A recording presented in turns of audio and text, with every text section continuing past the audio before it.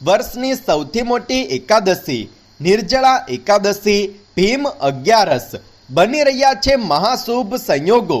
નિર્જળા એકાદશીના દિવસે આ એક વસ્તુ જરૂર ખાઈ લેજો। આ એક વસ્તુ ખાવાથી દરેક કષ્ટ ભગવાન વિષ્ણુ દૂર કરશે અને તમારા જીવનમાં આવશે પૈસા જ પૈસા। નમસ્કાર મિત્રો, સ્વાગત છે તમારું અમારી આ યુટ્યુબ ચેનલમાં। મિત્રો, આ દિવસે વ્રત કરવાથી વર્ષની બધી જ એકાદશીનું પુણ્ય પ્રાપ્ત થાય છે। મહાભારત કાળમાં પાંડવ પુત્ર ભીમે પણ આ એકાદશીનું વ્રત કર્યું હતું, એટલા માટે આને ભીમ અગિયારસ કે પાંડવ એકાદશીના નામથી પણ ઓળખવામાં આવે છે। આ એકાદશીના દિવસે પાણી પણ ન પીવું જોઈએ અને મિત્રો, ખાસ કરીને આ એકાદશીના સૂર્યોદયથી લઈને દ્વાદશીના સૂર્યોદય સુધી નિર્જળ રહીને વ્રત કરવું જોઈએ। માન્યતા છે કે આ દિવસે જે વ્યક્તિ નિર્જળ રહીને બ્રાહ્મણ કે કોઈ ગરીબ વ્યક્તિને શુદ્ધ પાણીથી ભરેલો ઘડો દાન કરે છે તો તેને જીવનમાં હંમેશા સુખની પ્રાપ્તિ થાય છે અને તેના જીવનમાં સુખ સમૃદ્ધિ બનેલી રહે છે।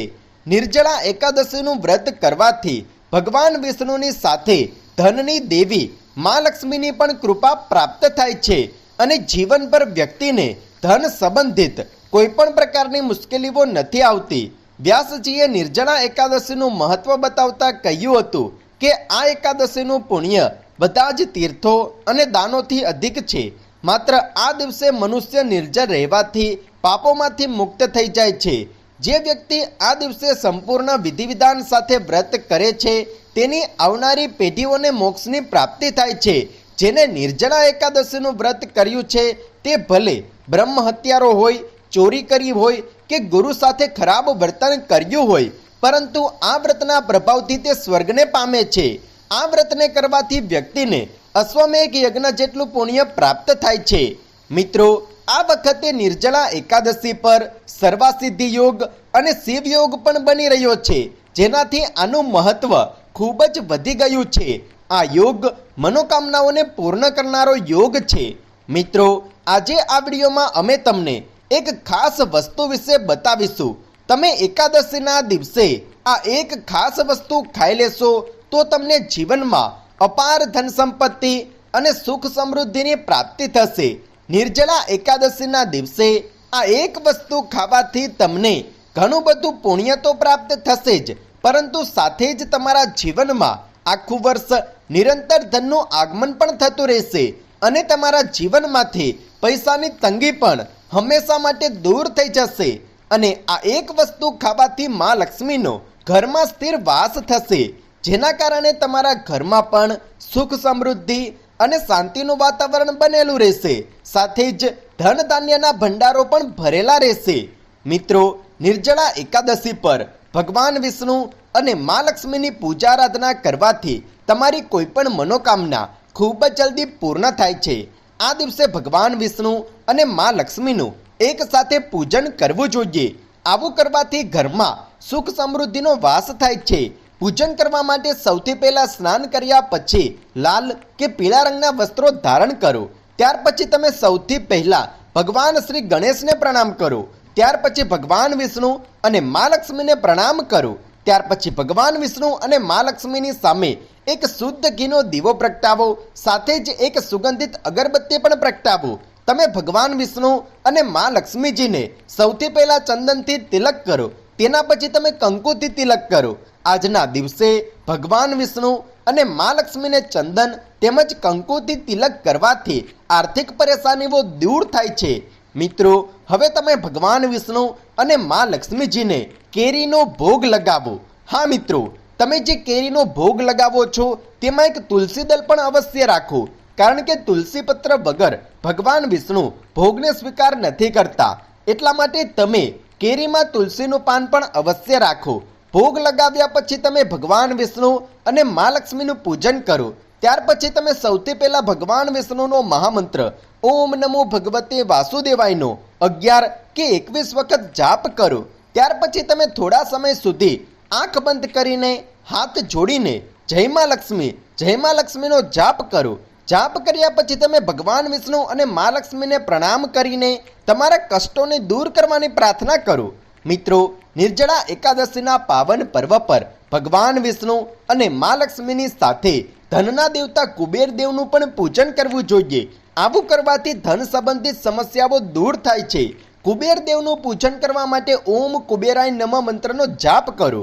પૂજન કર્યા પછી તમે ભગવાન વિષ્ણુ અને મા લક્ષ્મીજીને જે કેરીનો ભોગ લગાવ્યો હતો એ કેરીને તમે તમારા પરિવારની સાથે પ્રસાદના રૂપમાં ગ્રહણ કરો. અને જો તમારા ઘરમાં કોઈ નાની કન્યા હોય તો સૌથી પહેલાં તમે આ કેરી એ નાની કન્યાને ખવડાવો અને ત્યાર પછી પરિવારના બીજા સદસ્યો આ પ્રસાદને ગ્રહણ કરી શકે છે. મિત્રો, નિર્જળા એકાદશીના પાવન પર્વ પર આ રીતે કેરીનો ભગવાન વિષ્ણુ અને મા લક્ષ્મીને ભોગ લગાવીને આ કેરીના પ્રસાદને ગ્રહણ કરવાથી સૌભાગ્યમાં વૃદ્ધિ થાય છે અને તમારું દુર્ભાગ્ય પણ સૌભાગ્યમાં બદલી જાય છે. વ્યક્તિની કિસ્મત ચમકી ઉઠે છે અને વ્યક્તિને અક્ષય પુણ્યની પ્રાપ્તિ થાય છે. ભગવાન વિષ્ણુ અને મા લક્ષ્મીની કૃપાથી જીવનમાં ચાલી રહેલી તમામ પ્રકારની સમસ્યાઓ અને પરેશાનીઓમાંથી પણ છુટકારો મળે છે. નિર્જળા એકાદશીના પાવન પર્વ પર આ રીતે કેરીનો ભોગ લગાવીને તેને ગ્રહણ કરવા માત્રથી જ ઘરમાં સુખ સમૃદ્ધિ તેમજ ધન સંપત્તિનું આગમન થાય છે અને વ્યક્તિના જીવનમાં પણ આવતા રહે છે પૈસા જ પૈસા. તેમજ વ્યક્તિની કોઈ પણ સમસ્યાઓ ભગવાન વિષ્ણુ અને મા લક્ષ્મીની કૃપાથી દૂર થાય છે. મિત્રો, આ કેરી સૌભાગ્ય વૃદ્ધિકારક છે, એટલે કે સૌભાગ્યમાં વૃદ્ધિ કરે છે. આ કેરીનું સેવન કરવાથી ભગવાન વિષ્ણુ અને મા લક્ષ્મીની કૃપા હંમેશા બની રહે છે. ઘરમાં માતા લક્ષ્મીનો સ્થિર વાસ રહે છે. નિર્જળા એકાદશીના પાવન પર્વ પર અન્ય ચીજોનું સેવન કરવું પણ ખૂબ જ શુભ અને મંગળકારી માનવામાં આવ્યું છે. આ દિવસે તમે ભગવાન વિષ્ણુ અને મા લક્ષ્મીજીને કેળાનો ભોગ લગાવીને તેને પ્રસાદના રૂપમાં ગ્રહણ કરો છો તો તમને જીવનના દરેક ક્ષેત્રમાં સફળતા મળે છે. સાથે જ આ દિવસે કેરીનું સેવન કરવાથી તમારો ધંધો તેમજ વ્યવસાય ખૂબ જ ઝડપથી પ્રગતિ કરે છે અને જીવનમાં ચાલી રહેલી ધન સંબંધિત તમામ પ્રકારની સમસ્યાઓ પણ દૂર થાય છે. મિત્રો, નિર્જળા એકાદશીના દિવસે તમે કેરીનું સેવન અવશ્ય કરજો, કારણ કે કેરી એ ભગવાન વિષ્ણુ અને મા લક્ષ્મીને અત્યંત પ્રિય છે. એટલા માટે આ દિવસે કેરીનું સેવન કરવાથી વ્યક્તિના જીવનની તમામ મુશ્કેલીઓ અને પરેશાનીઓ દૂર થાય છે. તેમજ વ્યક્તિના જીવનમાં નિરંતર ધનનું આગમન પણ થતું રહે છે અને તમારી તમામ સમસ્યાઓ પણ દૂર થાય છે.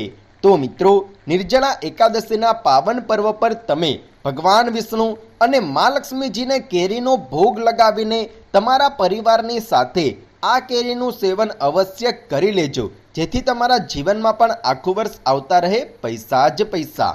તો મિત્રો, જો તમને આ જાણકારી પસંદ આવી હોય તો વિડીયોને લાઈક કરો, શેર કરો, કમેન્ટમાં જય શ્રી હરિ વિષ્ણુ, જય મા લક્ષ્મી અવશ્ય લખો. અને જો તમે અમારી ચેનલ પર નવા છો તો ચેનલને સબસ્ક્રાઈબ કરવાનું ના ભૂલતા. ધન્યવાદ.